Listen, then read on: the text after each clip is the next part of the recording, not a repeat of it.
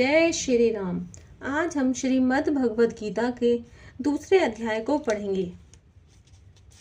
संजय बोले कि पूर्वोक्त प्रकार से करुणा करके व्याप्त और आशों से पूर्ण तथा व्याकुल नेत्रों वाले शोक युक्त उस अर्जुन के प्रति भगवान मधुसूदन ने यह वचन कहा, हे अर्जुन, तुमको इस विषम स्थल में यह अज्ञान किस हेतु से प्राप्त हुआ? क्योंकि यह न तो श्रेष्ठ पुरुषों से आचरण किया गया है और न स्वर्ग को देने वाला है, न कीर्ति को करने वाला है। इसलिए हे अर्जुन, नपुंसकता को मत प्राप्त हो, यह तेरे योग्य नहीं है। हे परंतप, तुच्छ हृदय की दुर्बलता को त्याग कर युद्ध के लिए खड़ा हो। तब अर्जुन बोले कि हे मधुसूदन, मैं रणभूमि में भीष्म पितामह और द्रोणाचार्य के प्रति किस प्रकार बाणों से युद्ध करूंगा? क्योंकि हे मधुसूदन, वे दोनों ही पूजनीय हैं। इसलिए इस महानुभाव गुरुजनों को न मारकर इस लोक में भिक्षा का अन्न भी भोगना कल्याणकारक समझता हूँ, क्योंकि गुरुजनों को मारकर भी इस लोक में रुधिर से सने हुए अर्थ और काम रूप भोगों को ही तो भोगूंगा। और हम लोग यह भी नहीं जानते कि हमारे लिए क्या करना श्रेष्ठ है, अथवा यह भी नहीं जानते कि हम जीतेंगे या हमको वे जीतेंगे। और जिनको मारकर हम जीना भी नहीं चाहते, वे ही धृतराष्ट्र के पुत्र हमारे सामने खड़े हैं। इसलिए कायरता रूप दोष करके अपहत हुए स्वभाव वाला और धर्म के विषय में मोहित वित्त हुआ मैं आपसे पूछता हूँ कि जो कुछ निश्चय किया हुआ कल्याणकारक साधन हो वह मेरे लिए कहिए, क्योंकि मैं आपका शिष्य हूँ। इसलिए आपके शरण हुए मेरे को शिक्षा दीजिए, क्योंकि भूमि में निष्कंटक धन धान्य संपन्न राज्य को और देवताओं के स्वामी ने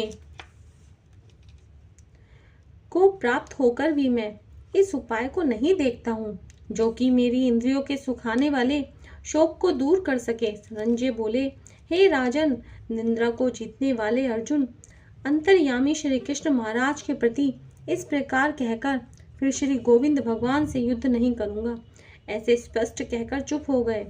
उसके उपरांत हे भरतवंशी धृतराष्ट्र, अंतर्यामी श्री कृष्ण महाराज ने दोनों सेनाओं के बीच में उस शोकयुक्त अर्जुन को हंसते हुए यह वचन कहे, हे अर्जुन, तू न शोक करने योग्यों के लिए शोक करता है और न पंडितों के से वचन को कहता है, परंतु पंडित जन जिनके प्राण चले गए हैं उनके लिए और जिनके प्राण नहीं गए हैं उनके लिए भी शोक नहीं करते हैं, क्योंकि आत्मा नित्य है, इसलिए शोक करना अयुक्त है। वास्तव में न तो ऐसा ही है कि मैं किसी काल में नहीं था, अथवा तू नहीं था, अथवा ये राजा लोग नहीं थे, और न ऐसा ही है कि इससे आगे हम सब नहीं रहेंगे। किंतु जैसे जीवात्मा की इस देह में कुमार, युवा और वृद्धावस्था होती है, वैसे ही अन्य शरीर की प्राप्ति होती है। उस विषय में धीर पुरुष नहीं मोहित होता है, अर्थात जैसे कुमार, युवा और जरावस्था रूप स्थूल शरीर का विकार अज्ञान से आत्मा में भासता है, वैसे ही एक शरीर से दूसरे शरीर को प्राप्त होना रूप सूक्ष्म शरीर का विकार ही अज्ञान से ही आत्मा में भासता है। इसलिए तत्व को जानने वाला धीर पुरुष इस विषय में नहीं मोहित होता है। हे कुंती पुत्र, सर्दी, गर्मी और सुख दुख को देने वाले इंद्रिय और विषयों के संयोग को क्षण भंगुर और अनित्य है। इसलिए हे भरतवंशी अर्जुन, उनको तू सहन कर, क्योंकि हे पुरुष श्रेष्ठ, दुख सुख तो समान समझने वाले जिस धीर पुरुष को ये इंद्रियों के विषय व्याकुल नहीं कर सकते, वह मोक्ष के लिए योग्य होता है। और हे अर्जुन, असत वस्तु का तो अस्तित्व नहीं है और सत का अभाव नहीं है। इस प्रकार इन दोनों का ही तत्वज्ञानी पुरुषों द्वारा देखा गया है। इस न्याय के अनुसार नाश रहित तो उसको जान की जिससे यह संपूर्ण जगत व्याप्त है, क्योंकि इस अविनाशी का विनाश करने को कोई भी समर्थ नहीं है। और इस नाश रहित अप्रेमेय नित्य स्वरूप जीवात्मा के ये सब शरीर नाशवान कहे गए हैं। इसलिए हे भरतवंशी अर्जुन, तू युद्ध कर। जो इस आत्मा को मारने वाला समझता है तथा जो इसको मरा मानता है, वे दोनों ही नहीं जानते हैं, क्योंकि यह आत्मा न मारता है और न मारा जाता है। यह आत्मा किसी काल में भी न जन्मता है और न मरता है, अथवा न यह आत्मा हो करके भी होने वाला है, क्योंकि यह अजन्मा, नित्य, शाश्वत और पुरातन है। शरीर के नाश होने पर भी यह नाश नहीं होता है। हे प्रथापुत्र अर्जुन, जो पुरुष इस आत्मा को नाश रहित, नित्य, अजन्मा और अव्यय जानता है, वह पुरुष कैसे किसको मरवाता है और कैसे किसको मारता है। और यदि तू कहे कि मैं तो शरीरों के वियोग का शोक करता हूँ, तो यह भी उचित नहीं है, क्योंकि जैसे मनुष्य पुराने वस्त्रों को त्याग कर दूसरे नए वस्त्रों को ग्रहण करता है, वैसे ही जीवात्मा पुराने शरीरों को त्याग कर दूसरे नए शरीरों को प्राप्त होता है। हे अर्जुन, इस आत्मा को शस्त्रादि नहीं काट सकते हैं, और इसको आग नहीं जला सकती, और इसको जल गीला नहीं कर सकते, और वायु नहीं सुखा सकता है, क्योंकि यह आत्मा अच्छेद्य है। यह आत्मा अदाह, अकेल्यध्य और अशोध्य है, तथा यह आत्मा निसंदेह, नित्य, सर्वव्यापक, अचल, स्थिर रहने वाला और सनातन है। यह आत्मा व्यक्त अर्थात इंद्रियों का अविषय, और यह आत्मा अचिंतनीय अर्थात मन का अविषय, और यह आत्मा विकार रहित अर्थात ना बदलने वाला कहा गया है। इससे हे अर्जुन, इस आत्मा को ऐसा जानकर तू शोक करने योग्य नहीं है, अर्थात तुझे शोक करना उचित नहीं है।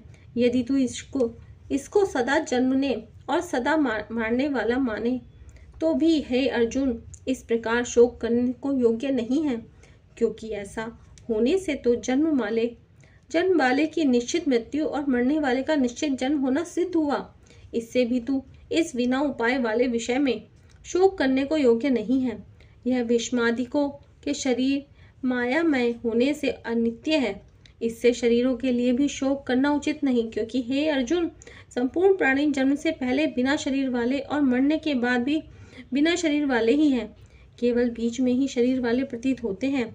फिर उस विषय में क्या चिंता है। हे अर्जुन, यह आत्म तत्व बड़ा गहन है, इसलिए कोई महापुरुष ही इस आत्मा को आश्चर्य की जो देखता है, और वैसे ही दूसरा कोई महापुरुष ही आश्चर्य की जो इसके तत्व को कहता है, और दूसरा कोई ही इस आत्मा को आश्चर्य की जो सुनता है, और कोई सुनकर भी इस आत्मा को नहीं जानता।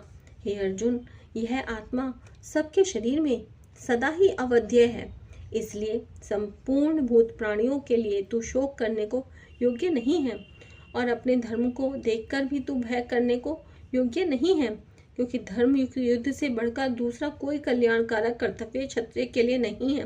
हे पार्थ, अपने आप प्राप्त हुए और खुले हुए स्वर्ग के द्वार रूप इस प्रकार के युद्ध को भाग्यवान क्षत्रिय लोग ही पाते हैं, और यदि तू इस धर्म युक्त संग्राम को नहीं करेगा, तो स्वधर्म को और कीर्ति को खोकर पाप को प्राप्त होगा, और सब लोग तेरी बहुत काल तक रहने वाली अपकीर्ति को भी कथन करेंगे, और वह अपकीर्ति माननीय पुरुष के लिए मरण से भी अधिक बुरी होती है, और जिनके तू बहुत माननीय होकर भी अब तुच्छता को प्राप्त होगा। वे महारथी लोग तुझे भय के कारण युद्ध में से उपराम हुआ मानेंगे, और तेरे वैरी लोग तेरे सामर्थ्य की निंदा करते हुए बहुत से न कहने योग्य वचनों को कहेंगे। फिर उससे अधिक दुख क्या होगा। इससे युद्ध करना तेरे लिए सब प्रकार से अच्छा है, क्योंकि या तो मरकर स्वर्ग को प्राप्त होगा अथवा जीतकर पृथ्वी को भोगेगा। इससे हे अर्जुन, युद्ध के लिए निश्चय वाला होकर खड़ा हो। यदि तुझे स्वर्ग तथा राज्य की इच्छा ना हो, तो भी सुख दुख, लाभ हानि और जय पराजय को समान समझकर उसके उपरांत युद्ध के लिए तैयार हो। इस प्रकार युद्ध करने से